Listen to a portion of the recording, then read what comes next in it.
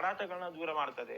ಹಾಗೆ ಮಾಟ ಮಂತ್ರ ವಾಮಾಚಾರದಂತಹ ಭೂತ ಪ್ರೇತ ಆತ್ಮಗಳಂತಹ ನಕಾರಾತ್ಮಕ ಶಕ್ತಿಯಿಂದ ಮನೆಯಿಂದ ಹೊಡೆದೋಡಿಸುತ್ತದೆ ಅಂತ ಹೇಳ್ಬೋದು ಈ ನಮ್ಮ ಬಲಿಷ್ಠ ದೇವಿ ಶಕ್ತಿಯ ಒಂದು ಪ್ರಭಾವ ಇರುವಂತಹ ಶ್ರೀಚಕ್ರ ಯಂತ್ರ. ನೋಡಿ, ಈ ದುಷ್ಟಗ್ರಹ ಪೀಡೆಗಳ ಕಾಡಾಟ ಹಾಗೆ ಈ ದರಿದ್ರ ದೌರ್ಭಾಗ್ಯವನ್ನು ಹೊರಗೆ ಹಾಕಲು ಮಾಟ ಮಂತ್ರ ಭೂತ ಪ್ರೇತ ಆತ್ಮಗಳ ಬಾಧೆಗೆ ನಿಮಗೆ ಪರಿಹಾರ ಬೇಕು ಅಂದ್ರೆ ಈ ರೀತಿಯಾಗಿ ನೀವು ಶ್ರೀಚಕ್ರವನ್ನು ಮನೆಯಲ್ಲಿಕ್ಕೆ ನೀವು ಪೂಜೆ ಮಾಡಿದ್ರೆ ನೀವು ಅದೃಷ್ಟವಂತರಾಗ್ತೀರಾ. ಹಾಗೆ ಎಲ್ಲಾ ನಕಾರಾತ್ಮಕ ಶಕ್ತಿಗಳಿಂದನೂ ನಿಮಗೆ ಪರಿಹಾರ ಇರ್ತದೆ.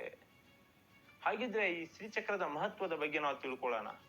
ನೋಡಿ, ದೈವಿ ಚಕ್ರಗಳಲ್ಲಿ ಅತ್ಯದ್ಭುತ ಶ್ರೇಷ್ಠ ಹಾಗೂ ಶಕ್ತಿ ಇರುವಂತ ಚಕ್ರ ನಮ್ಮ ಶ್ರೀಚಕ್ರ ಅಂತ ನಾವು ಗುರುತಿಸ್ತೇವೆ.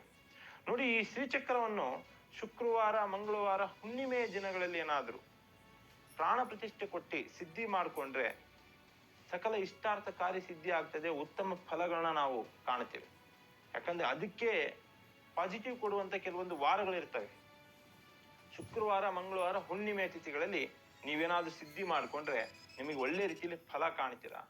ಹಾಗೆ ಶ್ರೀಚಕ್ರದ ಬಗ್ಗೆ ಇನ್ನೊಂದು ಮಹತ್ವ ಅಂದ್ರೆ, ನಮಗೆ ಶ್ರೀಚಕ್ರ ಅಂತ ತೋರಿಸ್ಕೊಟ್ಟಿದ್ದೆ ಆಚಾರ್ಯತ್ರಯರಾದಂತಹ ಶಂಕರಾಚಾರ್ಯರು ಪ್ರಥಮವಾಗಿ ಇದನ್ನು ಆರಾಧನೆ ಮಾಡಿ ಪ್ರತಿಷ್ಠಾಪಿಸಿದರು ಅಂತ ಉಲ್ಲೇಖಗಳಲ್ಲಿ ಹಾಗೂ ಶಾಸ್ತ್ರಗಳಲ್ಲಿ ನಾವು ಕೇಳಿರ್ತೀವಿ.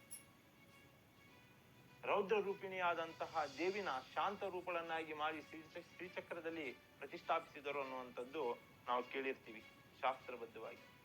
ಹಾಗಂದ್ಮೇಲೆ ಈ ಶಾಂತ ಸ್ವರೂಪಳಾದಂತಹ ದುರ್ಗಾ ಪರಮೇಶ್ವರಿ ಶ್ರೀಚಕ್ರದಲ್ಲಿ ಒಂದು ಪಾಸಿಟಿವಿಟಿ ಆಗಿ ಅಂದ್ರೆ ಸಕಾರಾತ್ಮಕ ಶಕ್ತಿಯಾಗಿ ಇಡೀ ಕುಟುಂಬಕ್ಕೆ ಒಳ್ಳೇದಾಗ್ಲಿ ಅಂತ ನೆಲೆಸುತ್ತಾಳೆ, ಅಂದ್ರೆ ಪೂಜೆ ಮಾಡಿದಂತಹ ವ್ಯಕ್ತಿಗಳಿಗೆ. ನಿಯಮಗಳ ಪ್ರಕಾರ ಶ್ರೀಚಕ್ರವನ್ನು ನೀವೇನಾದ್ರೂ